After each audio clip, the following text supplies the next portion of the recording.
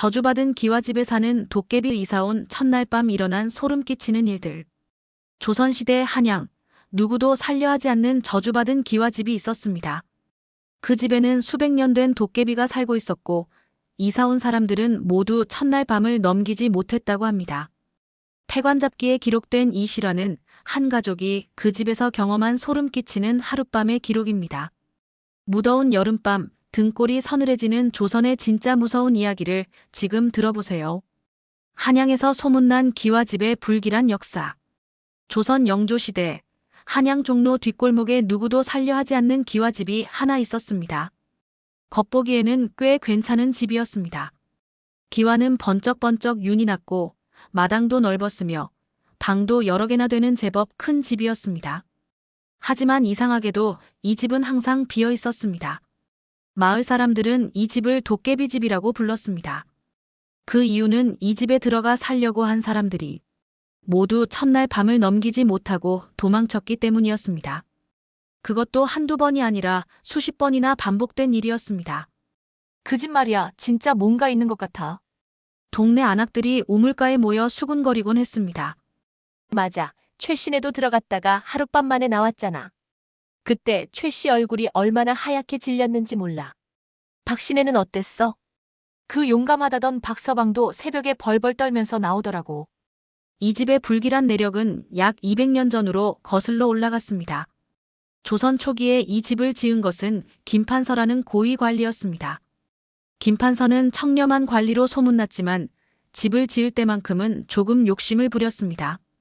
집터를 고를 때 마을의 당산나무를 베어내고 그 자리에 집을 지은 것입니다. 당산나무는 마을의 수호신이 깃든 신성한 나무였는데 김판서는 그 나무가 집터에 방해가 된다고 생각해서 베어버린 것이었습니다. 판서님, 그 나무는 베면 안 됩니다. 마을을 지켜주는 신령님이 계신 나무예요. 마을 어른들이 만류했지만 김판서는 듣지 않았습니다. 미신에 휘둘리는 것은 선비의 도리가 아니다. 나무는 그저 나무일 뿐이다. 김판서는 단호하게 말하며 나무를 베어버렸습니다. 그런데 나무를 벤 그날 밤부터 이상한 일이 시작되었습니다. 밤중에 집안에서 이상한 소리가 들리기 시작한 것입니다. 쿵쿵, 쿵쿵, 마치 누군가 바닥을 두드리는 소리였습니다. 처음에는 김판서도 대수롭지 않게 여겼습니다. 아마 집이 새로 지어져서 나무가 마르면서 나는 소리겠지. 하지만 소리는 점점 커지고 이상해졌습니다. 밤중에 마루에서 누군가 뛰어다니는 소리, 방문이 저절로 열리고 닫히는 소리, 심지어 누군가 웃는 소리까지 들렸습니다. 여보, 이 집에 뭔가 있는 것 같아요. 부인이 불안해하며 말했습니다. 그런 말 하지 마시오. 우리는 선비 집안인데 그런 미신을 믿어서야 되겠소? 김판서는 여전히 고집을 부렸습니다. 하지만 일주일 후 충격적인 일이 벌어졌습니다. 김판서가 밤중에 갑자기 도와줘. 나를 끌고 가려 한다. 며 비명을 지르더니 그대로 정신을 잃고 쓰러진 것입니다. 그 후 김판서는 이상한 병에 걸렸습니다. 밤마다 열이 오르고 헛소리를 했습니다. 용서해 주세요. 나무를 다시 심겠습니다. 제발 놔주세요. 이런 말을 계속 중얼거렸습니다. 결국 김판서 가족은 한 달도 못 되어 그 집을 떠났습니다. 그리고 김판서는 얼마 후 병으로 세상을 떠났습니다. 사람들은 당산나무 신령의 저주라고 수군거렸습니다. 그 후로 이 집은 계속 주인이 바뀌었습니다. 하지만 누구든 이 집에 들어온 사람들은 비슷한 경험을 했습니다. 밤중에 들리는 이상한 소리, 저절로 움직이는 물건들, 그리고 정체를 알 수 없는 웃음소리. 그 집에는 도깨비가 산다더라. 당산나무 신령이 도깨비가 되어서 복수하는 거라고 해. 들어가면 첫날 밤에 정신이 나간다더라. 이런 소문들이 돌면서 점점 아무도 그 집에 들어가려 하지 않게 되었습니다. 집값도 턱없이 싸졌지만 그래도 들어가려는 사람은 없었습니다. 200년 동안 계속된 이 집의 저주. 과연 이 집에는 정말 도깨비가 살고 있는 것일까요? 그리고 이 무서운 집에 새로운 집 주인이 나타나게 됩니다. 싼 값에 집을 구입한 김씨 가족의 이사. 그해 여름 한양에 새로 올라온 김진사라는 사람이 있었습니다. 김진사는 시골에서 과거 공부를 하던 선비였는데 마침내 과거에 급제하여 관직을 얻게 되었습니다. 그래서 가족들과 함께 한양으로 이사를 오게 된 것이었습니다. 여보, 한양 집값이 너무 비싸요. 우리 형편에 맞는 집을 찾기가 어려울 것 같아요. 부인이 걱정스럽게 말했습니다. 김진사 가족은 그리 부유하지 않았습니다. 시골에서 가져온 돈으로는 한양의 비싼 집을 사기 어려웠습니다. 여러 집을 둘러보았지만 모두 예산을 훌쩍 넘어서는 가격이었습니다. 그러던 중 부동산 중개인이 한 집을 소개해 주었습니다. 김 선생님, 좋은 집이 하나 있습니다. 기와집이고 방도 많고 마당도 넓은데 가격이 아주 저렴합니다. 그런 좋은 집이 왜 그렇게 쌉니까? 김진사가 의아해했습니다. 그게 조금 특별한 사정이 있는 집입니다. 하지만 선생님 같은 학식이 있는 분이라면 전혀 문제 없으실 겁니다. 중개인은 애매하게 말을 흐렸습니다. 김진사는 그 집을 보러 갔습니다. 정말로 좋은 집이었습니다. 기와도 튼튼하고 마당도 넓고 방도 여러 개였습니다. 다른 집과 비교하면 절반도 안 되는 가격이었습니다. 이 집을 왜 이렇게 싸게 파는 겁니까? 김진사가 다시 물었습니다. 중개인은 잠시 망설이다가 말했습니다. 사실 이 집에는 좀 이상한 소문이 있습니다. 밤에 이상한 소리가 난다거나. 하지만 다 근거 없는 미신입니다. 선생님 같은 합리적인 분에게는 전혀 문제가 되지 않을 거예요. 김진사는 고민했습니다. 분명 뭔가 문제가 있는 집 같았지만 형편상 이보다 좋은 기회를 찾기는 어려웠습니다. 그리고 그는 평소 미신을 믿지 않는 합리적인 선비였습니다. 귀신이나 도깨비 같은 것은 무식한 사람들이 만들어낸 헛된 믿음일 뿐이다. 나는 선비인데 그런 것을 두려워할 이유가 없다. 김진사는 마음을 정했습니다. 집에 돌아가서 가족들과 상의했습니다. 여보, 좋은 집을 하나 찾았어. 가격도 우리 형편에 딱 맞고요. 정말요? 어떤 집인데요? 부인이 기뻐했습니다. 기와집이고 방도 넓고. 다만 동네에서 좀 이상한 소문이 도는 집이긴 합니다. 김진사가 솔직하게 말했습니다. 이상한 소문이요? 부인의 표정이 어두워졌습니다. 하지만 다 근거 없는 미신일 뿐입니다. 우리는 그를 아는 사람들인데 그런 것을 믿어서는 안 되지요. 김진사가 설득했습니다. 가족들도 형편상 다른 선택의 여지가 없다는 것을 알고 있었습니다. 결국 그 집을 사기로 결정했습니다. 이사하는 날 짐을 나르면서 이웃들이 수상한 눈길로 바라보는 것을 느낄 수 있었습니다. 저 집에 또 누가 들어가는구나. 며칠이나 버틸까? 하고 어떤 안악은 중얼거렸습니다. 아저씨, 그 집에 정말 들어가시는 거예요? 동네 아이 하나가 다가와서 물었습니다. 그럼 우리 집이니까 당연히 들어가지. 김진사가 웃으며 답했습니다. 저 집에는 도깨비가 산다는데 밤에 무서운 소리도 나고. 아이가 걱정스럽게 말했습니다. 그런 말하는 게 아니야. 도깨비 같은 건 없단다. 김진사가 아이를 달랬습니다. 드디어 이사가 끝났습니다. 집안을 둘러보니 정말 좋은 집이었습니다. 방도 넓고 깨끗했고 마루도 잘 되어 있었습니다. 마당에는 우물도 있어서 물 길어오기도 편했습니다. 여보, 생각보다 훨씬 좋은 집이네요. 이런 집을 이렇게 싸게 산 게 믿어지지 않아요. 부인도 만족스러워했습니다. 그러게 말이요. 사람들이 괜한 미신에 휘둘려서 이런 좋은 집을 기피하는 거요.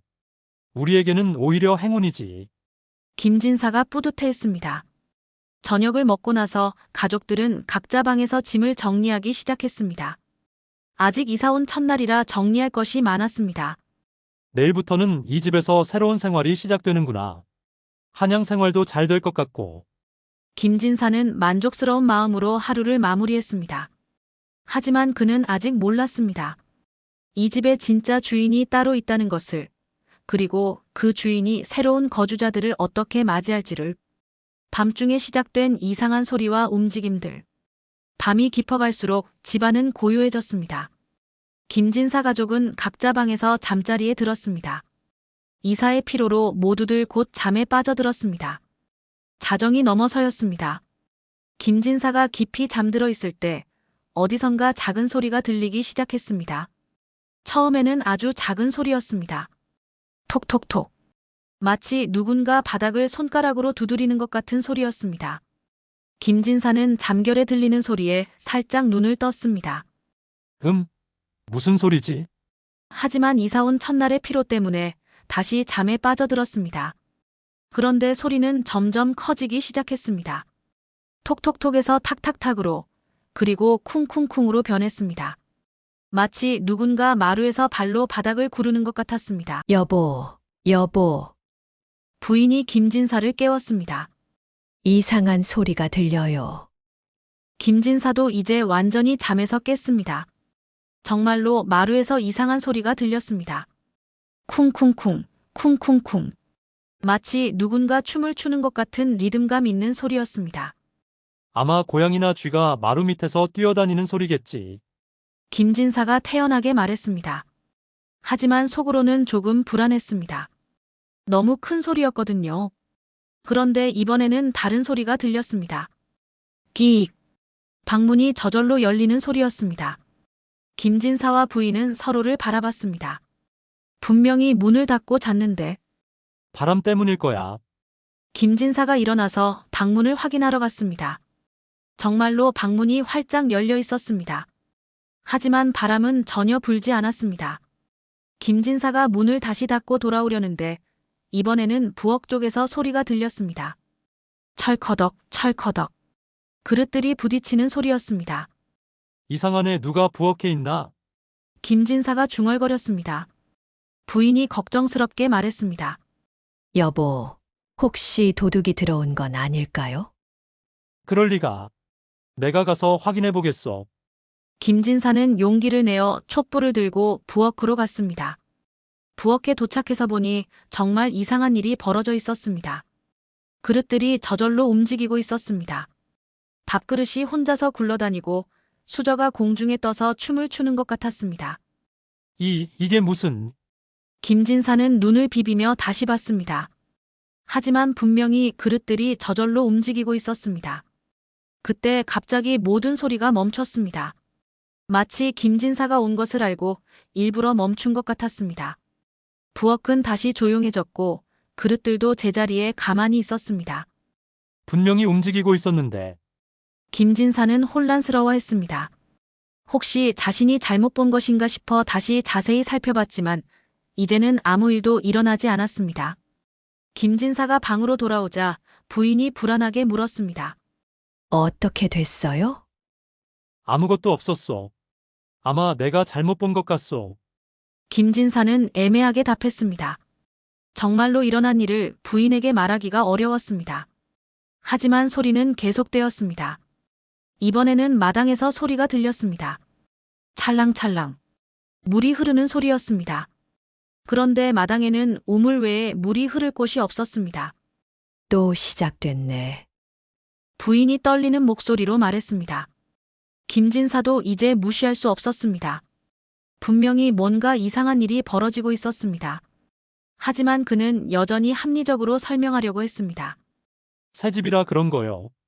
집이 아직 안정되지 않아서. 나무가 마르면서 나는 소리일 거요. 김진사가 자신을 달래듯 말했습니다. 그런데 이번에는 정말 소름 끼치는 일이 벌어졌습니다. 어디선가 웃음소리가 들려온 것입니다. 키키키키키키. 아이가 장난치며 웃는 것 같은 소리였습니다. 하지만 이 집에는 어린아이가 없었습니다. 김진사 부부만 살고 있었거든요. 웃음소리는 점점 커지더니 집 전체에 울려 퍼졌습니다. 여보, 이거 정말 이상해요. 부인이 김진사에게 꼭 달라붙었습니다. 김진사도 이제 두려움을 느끼기 시작했습니다. 이런 현상들을 합리적으로 설명하기가 점점 어려워졌습니다. 혹시 정말로 이 집에 뭔가 있는 것은 아닐까? 바로 그때 방 안에 찬 기운이 돌기 시작했습니다. 한여름인데도 입김이 하얗게 나올 정도로 추워졌습니다. 그리고 어디선가 낮고 깊은 목소리가 들려왔습니다. 누가 감히 내 집에. 집의 진짜 주인과 마주친 충격적 순간. 그 순간 김진사와 부인은 숨을 멈췄습니다. 분명히 사람의 목소리였는데 집안에는 그들 부부밖에 없었습니다. 목소리는 방 안 어디선가 들려왔지만 그 주인은 보이지 않았습니다. 누구세요? 김진사가 떨리는 목소리로 물었습니다. 잠시 정적이 흘렀습니다. 그러더니 갑자기 방 한쪽 구석에서 어둠이 꿈틀거리기 시작했습니다.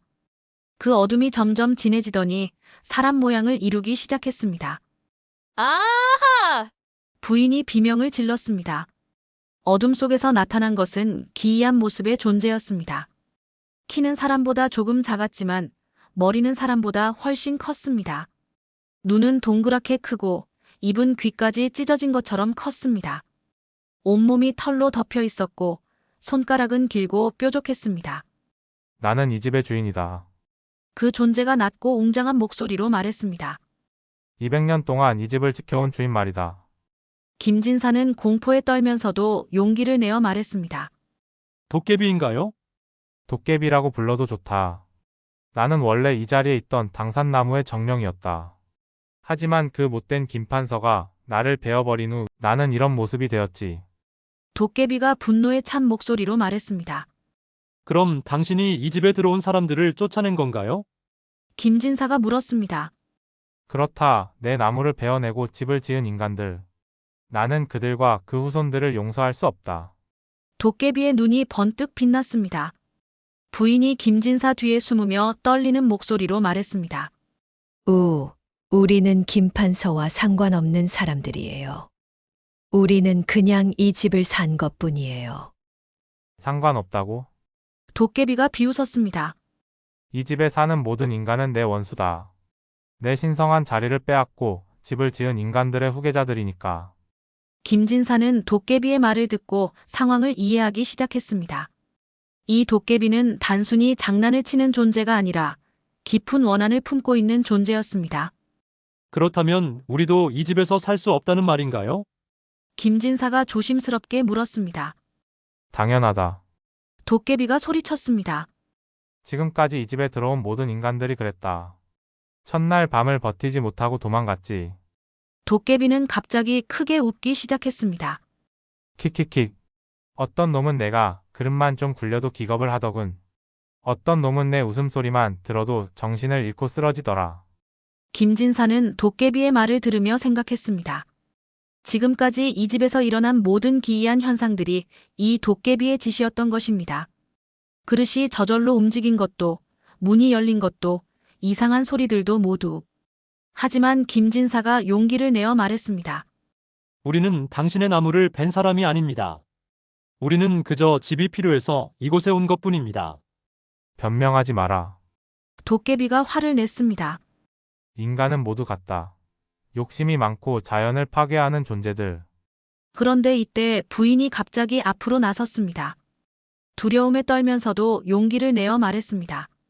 도깨비님, 저희는 정말 무관한 사람들이에요. 그리고 저희도 나무를 사랑합니다. 저희 고향에서도 마을의 큰 나무를 소중히 여겼거든요. 도깨비는 부인의 말에 잠시 멈칫했습니다. 뭐라고? 저희는 나무를 베어내고 이 집을 지은 사람들을 원망하지 않아요. 하지만 저희도 살 곳이 필요한 사람들이에요. 혹시 함께 살 수는 없을까요? 부인이 간절하게 말했습니다. 김진사는 부인의 대담한 제안에 놀랐습니다. 도깨비와 함께 산다고? 하지만 다른 방법이 없어 보였습니다. 이 집을 떠나자니 돈이 아깝고 그렇다고 이 도깨비와 계속 싸울 수도 없었습니다. 도깨비는 부인의 말을 듣고 잠시 생각에 잠겼습니다. 지금까지 만난 인간들과는 뭔가 다른 느낌이었습니다. 다른 사람들은 모두 무서워서 도망가거나 화를 냈는데 이 부부는 대화를 시도하고 있었습니다. 함께 산다고? 도깨비가 중얼거렸습니다. 200년 동안 한 번도 생각해 본 적 없는 일인데. 인간과 요괴 사이에 긴장감 넘치는 대화. 도깨비는 한참 동안 김진사 부부를 바라봤습니다. 그 깊고 어두운 눈에는 200년간 쌓인 분노와 외로움이 함께 섞여 있었습니다. 인간들아, 도깨비가 천천히 입을 열었습니다. 너희가 무엇을 말하는지 알겠다. 하지만 내가 그렇게 쉽게 마음을 바꿀 것이라고 생각하느냐? 김진사가 조심스럽게 대답했습니다. 저희는 당신을 적으로 여기지 않습니다. 이 집에서 평화롭게 살고 싶을 뿐입니다. 평화롭게. 도깨비가 코웃음을 쳤습니다. 200년 전 김판서도 그런 말을 했을 것이다. 평화롭게 살려고 내 나무를 베어냈다고 말이야. 부인이 용기를 내어 말했습니다. 도깨비님, 저희가 증명해 보이겠어요. 저희는 정말 다른 사람들과 다르다는 것을요. 어떻게 증명하겠다는 것이냐? 도깨비가 의외라는 듯이 물었습니다. 저희에게 기회를 주세요. 만약 저희가 당신을 존중하고 이 집을 소중히 여긴다면 함께 살 수 있지 않을까요? 부인이 간절히 말했습니다. 도깨비는 잠시 침묵했습니다. 그리고는 갑자기 큰 소리로 웃기 시작했습니다. 킥킥킥. 재미있는 인간들이로군. 지금까지 만난 인간 중에 가장 대담한 놈들이야. 김진사는 도깨비의 반응이 조금 나아진 것 같아서 계속 말했습니다. 저희는 학자입니다. 책에서 도깨비에 대한 이야기를 많이 읽었습니다. 도깨비도 나름의 의리와 정이 있다고 들었습니다. 오, 인간이 나에 대해 제법 아는군. 도깨비가 흥미로워했습니다. 그렇다면 내가 어떤 존재인지 정말 알고 있다는 말이냐? 네, 도깨비님은 자연의 정령이시고 인간보다 훨씬 오래 살아오신 지혜로운 존재라고 알고 있습니다. 김진사가 정중하게 답했습니다. 도깨비의 표정이 조금 부드러워졌습니다. 그동안 만난 인간들은 나를 그냥 무서운 괴물로만 여겼는데 너희는 좀 다르군. 하지만 곧 다시 경계하는 표정을 지었습니다. 하지만 아직 믿을 수 없다. 인간은 말로는 그럴듯하게 하지만 실제로는 다른 행동을 하니까 말이다. 그럼 저희를 시험해 보세요. 부인이 과감하게 제안했습니다. 어떤 조건이든 지키겠습니다. 도깨비의 눈이 번뜩였습니다. 조건이라 좋다. 그렇다면 내가 조건을 제시하겠다. 김진사와 부인은 긴장한 표정으로 도깨비의 말을 기다렸습니다. 첫 번째, 너희는 절대로 다른 사람들에게 나의 존재를 알려서는 안 된다. 두 번째, 매달 보름날 밤에는 마루를 나에게 내어주어야 한다. 세 번째, 이 집 마당에 새로운 나무를 심어야 한다. 김진사와 부인은 서로를 바라봤습니다. 그리 어려운 조건들은 아니었습니다. 그 조건들을 지킬 수 있겠느냐? 도깨비가 물었습니다. 네, 지킬 수 있습니다. 김진사가 단호하게 답했습니다. 하지만 도깨비가 으르렁거렸습니다. 만약 약속을 어기면 어떻게 될지 알고 있느냐? 어떻게 되나요? 부인이 떨리는 목소리로 물었습니다. 내가 진짜 화를 내면 도깨비의 눈이 빨갛게 빛났습니다. 이 집뿐만 아니라 너희 온 가족이 큰 재앙을 당하게 될 것이다. 200년 동안 쌓인 내 분노가 어떤 것인지 보게 될 거야. 방 안에 차가운 기운이 감돌았습니다. 김진사와 부인은 도깨비의 경고가 농담이 아니라는 것을 느꼈습니다. 하지만 만약 약속을 지킨다면 김진사가 물었습니다. 도깨비의 표정이 조금 밝아졌습니다. 그렇다면 나도 너희를 도와줄 수 있다. 이 집을 지켜주고 나쁜 일이 생기지 않도록 보호해줄 수도 있지. 정말인가요?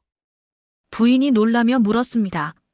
도깨비는 거짓말을 하지 않는다. 도깨비가 자랑스럽게 말했습니다. 내가 한번 약속하면 반드시 지킨다. 김진사는 이 기회를 놓칠 수 없다고 생각했습니다. 좋습니다. 저희가 먼저 성의를 보이겠습니다. 내일 당장 마당에 나무를 심겠습니다. 도깨비는 김진사의 말에 조금 놀란 것 같았습니다. 정말로 나무를 심겠다는 것이냐? 네. 당신이 잃어버린 나무를 대신할 수는 없지만 새로운 나무라도 심어드리겠습니다. 부인이 진심으로 말했습니다. 도깨비의 눈에 이상한 빛이 돌았습니다. 혹시 감동받은 것일까요? 공존을 위한 특별한 약속과 그 후의 일들. 다음 날 아침, 김진사 부부는 약속대로 마당에 나무를 심기 시작했습니다. 동네 사람들이 신기하다는 듯이 바라봤습니다. 저 사람들 첫날 밤을 버텼나 봐? 이웃들이 수군거렸습니다. 그런데 왜 나무를 심고 있지? 이상하네. 김진사는 사람들의 시선을 신경 쓰지 않고 정성껏 나무를 심었습니다. 어린 감나무 한 그루를 마당 한가운데 심고 정성껏 물을 주었습니다. 그날 밤 도깨비가 다시 나타났습니다. 하지만 어제와는 다른 모습이었습니다. 훨씬 온화한 표정이었습니다. 정말로 나무를 심었구나. 도깨비가 감나무를 바라보며 말했습니다. 네, 약속대로요. 김진사가 답했습니다. 도깨비는 한참 동안 어린 감나무를 바라봤습니다. 그 눈에는 그리움과 아련함이 서려 있었습니다. 200년 만에 이 마당에 다시 나무가 서는구나. 도깨비의 목소리에 감정이 섞여 있었습니다. 도깨비님도 외로우셨군요. 부인이 조심스럽게 말했습니다. 외롭다고? 도깨비가 잠시 당황한 것 같았습니다. 나는 그저 화가 났을 뿐이다. 하지만 김진사와 부인은 알 수 있었습니다. 이 도깨비가 200년 동안 얼마나 외로웠을지를. 앞으로 저희가 이 나무를 잘 돌봐드릴게요. 부인이 따뜻하게 말했습니다. 도깨비는 부인의 말에 고개를 끄덕였습니다. 그렇다면 나도 약속을 지키겠다. 이제부터 이 집에서 함께 살자. 그날부터 김진사 가족과 도깨비의 기이한 동거 생활이 시작되었습니다. 도깨비는 더 이상 밤에 소란을 피우지 않았습니다. 대신 집을 지켜주는 수호신 역할을 했습니다. 한 달 후 보름날 밤 약속대로 마루는 도깨비에게 내어주었습니다. 도깨비는 혼자 마루에서 춤을 추고 놀았습니다. 김진사 부부는 방에서 그 소리를 들으며 미소 지었습니다. 여보, 저 소리 들어보세요. 즐거워하는 것 같아요. 부인이 말했습니다. 그러게요. 200년 만에 마음 놓고 놀 수 있게 된 거겠죠. 김진사도 뿌듯해했습니다. 시간이 흘러 감나무도 자랐고 도깨비와 김진사 가족의 관계도 점점 깊어졌습니다. 도깨비는 가끔 집에 좋지 않은 기운이 들어오는 것을 막아주기도 하고 도둑이 들려고 하면 쫓아내기도 했습니다. 이상해. 이 집만큼은 도둑이 절대 안 든다더라. 동네 사람들이 신기해했습니다. 김진사는 출세도 했습니다. 관직에서 인정받아 더 높은 자리로 승진했습니다. 사람들은 김진사가 그 집에 산 후부터 운이 좋아졌다고 말했습니다. 몇 년 후 김진사 부부에게 아이가 태어났습니다. 도깨비는 그 아이를 무척 귀여워했습니다. 밤에 아이가 울면 도깨비가 재미있는 장난으로 아이를 달래주기도 했습니다. 아가야, 울지 마라. 도깨비가 공중에서 색깔 있는 빛을 만들어 아이에게 보여주었습니다. 아이는 신기하다는 듯이 웃으며 손뼉을 쳤습니다. 도깨비님, 정말 고마워요. 부인이 감사해했습니다. 뭘 고마워하느냐, 이제 우리는 가족이니까. 도깨비가 쑥스럽게 말했습니다. 그렇게 김진사 가족과 도깨비는 서로를 이해하고 배려하며 행복하게 살았습니다. 처음에는 무서운 존재로 여겨졌던 도깨비가 이제는 가족 같은 존재가 된 것입니다. 마당의 감나무는 해마다 달콤한 감을 맺었고 도깨비는 그 나무 아래에서 행복해했습니다. 200년 만에 찾은 진정한 평화였습니다. 패관잡기에 기록된 이 이야기는 우리에게 중요한 교훈을 줍니다. 서로 다른 존재라도 이해하고 배려한다면 함께 살아갈 수 있다는 것을, 그리고 자연과 인간이 조화롭게 공존할 수 있다는 것을 보여주는 따뜻한 이야기입니다. 오늘 들려드린 저주받은 기와집 도깨비 이야기는 어떠셨나요? 패관잡기에 기록된 이 실화는 처음에는 무서웠지만 결국 따뜻한 감동으로 끝나는 특별한 이야기였습니다. 서로 다른 존재라도 이해하고 존중한다면 함께 살아갈 수 있다는 교훈을 주는 조선시대의 지혜입니다. 다음 영상에서는 또 다른 오싹한 도깨비 이야기를 준비했습니다. 도깨비의 저주로 미쳐버린 탐욕스런 상인 보물을 탐낸 남자의 끔찍한 최후라는 제목으로 용제총화에 기록된 섬뜩한 실화를 들려드릴 예정입니다. 무더운 여름밤, 조선시대 선조들의 지혜와 함께 시원한 오싹함을 느껴보세요. 구독과 좋아요는 더 흥미진진한 전설 이야기를 제작하는 데 큰 힘이 됩니다. 감사합니다.